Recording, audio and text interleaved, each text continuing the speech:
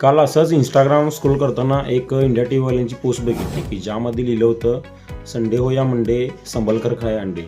आणि त्याच्या पुढच्या पोस्टमध्ये असं लिहिलं होतं की अंडो में जहरीले नायट्रोफ्युरॉन होणे की खबर.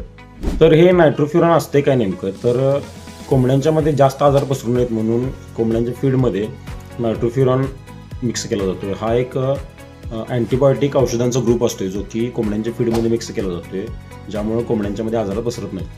पण काही स्टडीजमध्ये, काही रिसर्चमध्ये असं लक्षात आले की या औषधामुळं कॅन्सरचा धोका पसरू शकतो किंवा लिव्हर आणि किडनी डॅमेज होऊ शकते.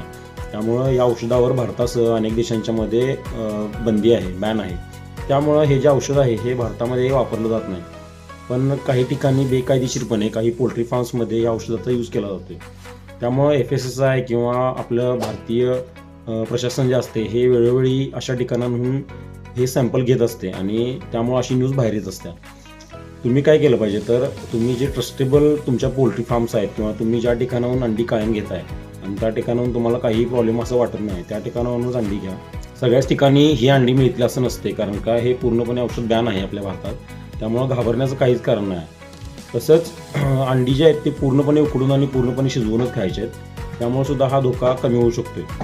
त्यामुळं संडे हो या मंडे रोज खाय अंडे, कारण का अंड्यांच्यामध्ये जे प्रोटीन असते हे पूर्णपणे लीन असते आणि त्यामधलं जे कोलिन वगैरे असते ते मेंदूसाठी वगैरे चांगलं असते. त्यामुळे अंडी खायचं बंद करू नका. ट्रस्टेबल ठिकाणाहून, तुम्ही ज्या ठिकाणाहून कायम नेहमी अंडी घेताय त्या ठिकाणाहून अंडी घ्या.